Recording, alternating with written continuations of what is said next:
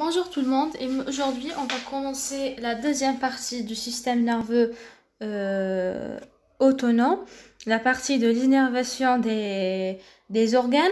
On va aborder l'innervation de la vessie, l'innervation du cœur, l'innervation du tube digestif, l'innervation de l'œil. Juste un truc entre parenthèses, maintenant j'ai essayé avec une nouvelle application d'enregistrement, j'espère que le son est plus clair. On va commencer maintenant le travail.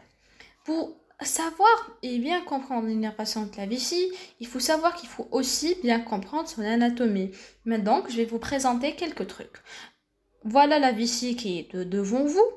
Il faut savoir que la vessie, elle est de forme triangulaire et elle se termine par un conduit qui s'appelle l'urètre. Dans la vessie, il y a un muscle qui fait l'objet de l'innervation sympathique et parasympathique. C'est le muscle du trésor. Ce muscle des trésors, lorsqu'il se relâche, il va créer un espace où on peut, on peut avoir un espace pour stocker plus d'urine. Et lorsqu'il se contracte, il va diminuer son espace et dans ce cas-là, on doit uriner. La miction, c'est le fait d'uriner. Il faut savoir qu'au niveau de l'urètre, il y a deux sphincters. Il y a ce qu'on appelle le sphincter externe et il y a le sphincter interne. Lorsque ces sphincters se contractent, il n'y aura plus de miction. Donc on ne va pas uriner, on stocke les urines. Mais lorsqu'ils se relâchent, les urines doivent sortir et c'est la miction proprement dite. Il faut savoir que le sphincter externe, il fait l'objet d'une innervation volontaire, alors que le interne, il fait l'objet d'une innervation involontaire. Donc, le phénomène de la miction est un phénomène volontaire et involontaire. Je m'explique plus simplement. Par exemple, j'ai eu une envie d'uriner qui est involontaire. Je peux avoir l'envie d'uriner à n'importe quel moment. Mais le fait d'aller aux toilettes pour uriner et vider ma vessie, c'est moi qui la commande. Donc, par exemple, j'ai eu une envie d'uriner à 13h, j'ai pas trouvé une toilette publique. Je vais chercher une toilette parce que je la trouve à 13h30. Et dans ce cas-là, c'est le système nerveux central qui commande. Mais la sensation ou le besoin d'aller aux toilettes, c'est involontaire. On peut le sentir quand quand on dort, quand on mange, quand on étudie ou n'importe quel temps. Voilà. Dans ce schéma-là, vous voyez deux parties. Il y a la partie de D10-L2, c'est la partie responsable de l'innervation sympathique de la vessie, et la partie S2-S4 responsable de l'innervation parasympathique de la vessie. Pour l'innervation sympathique de la vessie, les neurones préganglionnaires vont sortir du segment T10 jusqu'à L2. Ils vont sortir, bien sûr, neurones préganglionnaires, aller au synapse, faire un synapse, un neurone postganglionnaire. Ils vont former le nerf hypogastrique, comme vous voyez sur le schéma, il est en vert. Ce nerf hypogastrique, il va aller vers la vessie, il va accomplir un effet sur le detrusor en le relâchant. Donc, il va nous donner plus d'espace. Donc, on stocke plus d'urine. Cette innervation, elle est bêta-adrénergique. Il va avoir un autre effet sur le sphincter urétral et le col vésical en les fermant, ou autrement dit, en les contractant. Donc, on va avoir une sorte de barrière pour empêcher les urines de sortir. Et ces actions-là sont alpha-adrénergiques. Donc, on déduit que le système sympathique, il tend à la rétention des urines, donc il nous empêche d'uriner. Alors que le parasympathique, comme vous voyez sur le schéma, entre S2 et S4, à travers le nerf pelvien, il aura une action que sur le détrésor. Cette action, elle constitue à une contraction du détrésor à travers des récepteurs muscaréniques cholinergiques. Donc, il va le contracter le détrésor. On n'aura plus d'espace dans la vessie, on doit la vider.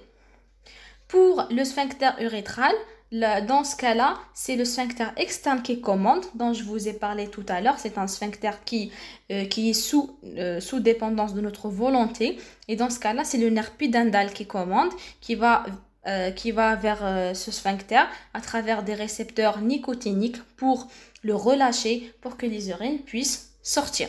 Ce nerf pudendal, il sort d'un noyau qui est entre S2 et S4, mais il n'a aucune relation avec le système parasympathique. Il s'appelle le noyau de Hunolf.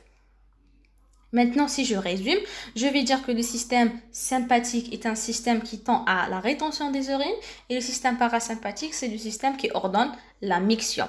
Le système sympathique, il a un effet sur le detrusor et le sphincter urétral. Le parasympathique, il a un effet que sur le detrusor. Et le sphincter qui commande dans la miction, c'est un sphincter externe qui est sous une dépendance du système nerveux central. Je vous donne l'exemple d'un bébé. Comme vous savez, les bébés ils ne peuvent pas ordonner leur miction, donc ils urinent à tout moment. Pourquoi? Parce que la miction chez eux, elle est sous la dépendance que du SNA, que du système nerveux autonome.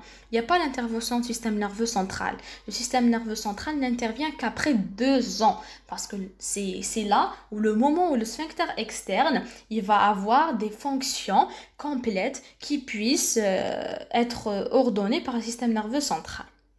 Donc, par exemple, si notre miction était que sur la dépendance du SNA, on ne pourra pas vivre une vie quotidienne normale. On va uriner à tout moment, n'importe quel temps, n'importe quel moment. On ne peut pas diriger nos mictions. Donc, il y a toujours un petit boss là qui ordonne un petit peu les choses et c'est le système nerveux central. J'espère que j'étais claire. Maintenant, je vais aller au myosis et au mydrias. Il faut savoir que le mydrias, tout simplement, c'est le fait d'une augmentation du rayon de la pupille. La pupille, c'est le truc noir qu'on voit dans l'œil. Et la partie colorée de l'œil, elle est appelée l'iris. Donc, la mydrias, c'est l'augmentation de la pupille. Myosis, c'est la diminution de la pupille. Tout simplement, la mydrias, c'est comme si qu'il y a un petit trou et on va le tirer. On le tire par des fibres. Ces fibres, ce sont les muscles radiaires qui vont le tirer. Donc, une contraction du muscle radiaire nous donne mydrias. Et pour le myosis, c'est une sorte d'étranglement de la pupille. Donc, on diminue son rayon. Donc, la contraction du muscle circulaire nous donne le myosis. Sur un plan physiologique du SNA, on a bien sûr pour le système parasympathique, c'est lui qui nous donne le myosis.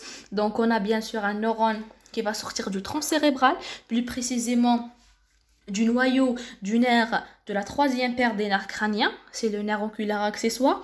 Ce neurone, il va sortir, il va accomplir une synapse au niveau du ganglion ciliaire.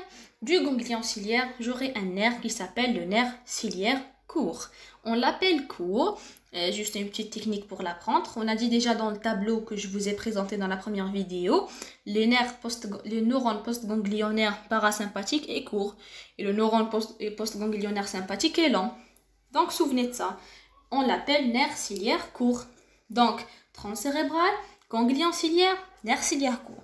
De même pour le sympathique, on a un neurone qui sort de la moelle épinière. Ce neurone, il va accomplir sa synapse au niveau des ganglions de la chaîne paravertébrale.